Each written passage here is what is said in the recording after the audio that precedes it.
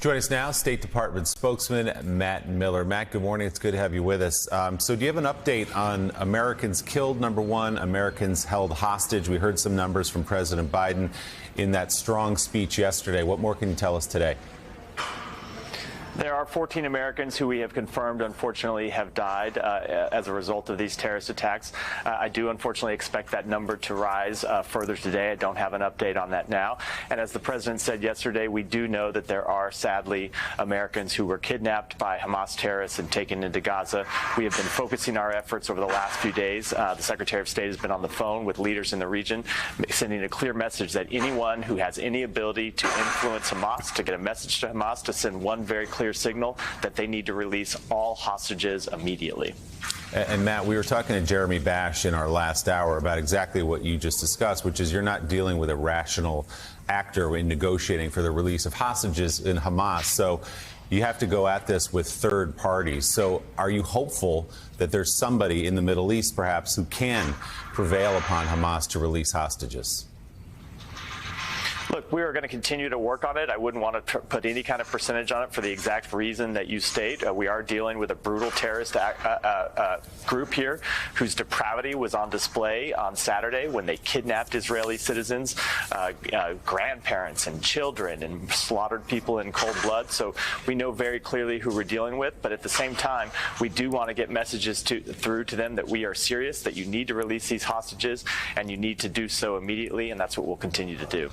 Matt, since the weekend's catastrophe, terrorist catastrophe, has the Secretary of State been in contact with Saudi Arabia, with the United Arab Emirates? Is there a level of dialogue going on there now?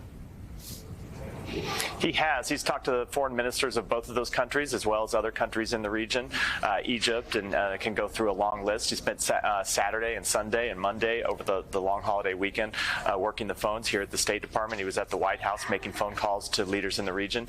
And we will depart later today for Israel and then on to further travel in the region, including Jordan, where we will engage directly with other leaders. I will say one of the messages that he has heard from leaders in the region is how shocked they are by Hamas's activities.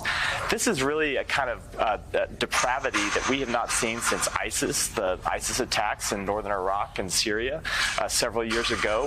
When you see, as I said a minute ago, them slaughtering children and kidnapping children and women and grandparents, a Holocaust survivor in a wheelchair who they pulled across the border into Gaza. These are really brutal activities that I think shocked the world. And one of the messages the Secretary has been making clear to counterparts, as I said, is both that Hamas needs to release all terrorists, but that Hamas's actions really ought to be condemned for what they are, terrorism. So, Matt, talk to us a little more, if you will, about Secretary of State Blinken's messaging while he's in the region later today, and in particular, talking to countries who, have more of a relationship, perhaps, with Hamas, or rephrase, also those working with Israel, like Egypt, who have perhaps tried to give heads up when they got intelligence that something could be coming. Give us the lay of the land for the Secretary's travel.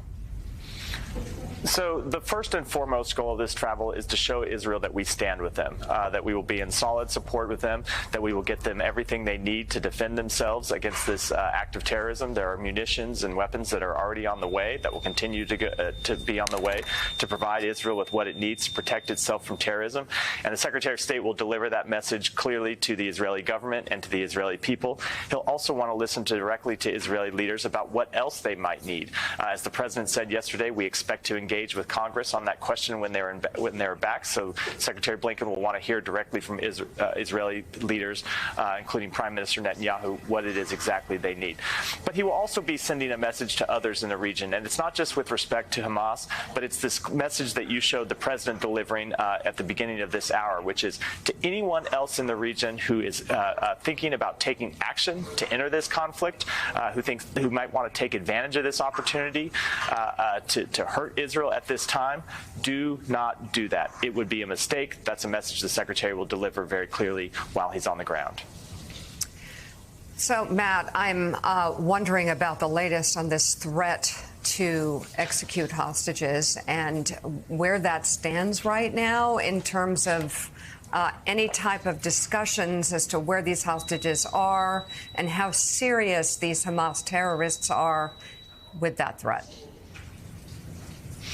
Look, we've obviously seen those threats. We take them quite seriously for the reasons I just said. We've all seen the kind of depravity that this organization is capable of. So it is something that we take very seriously, and it is why we are so focused on getting these hostages released.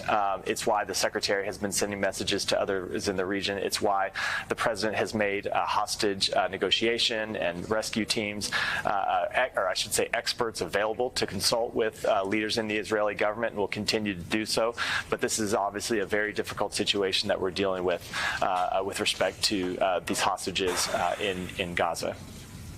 State Department spokesman Matt Miller, thank you very much. I'm sure we'll be hearing from you again. We appreciate your coming on this morning.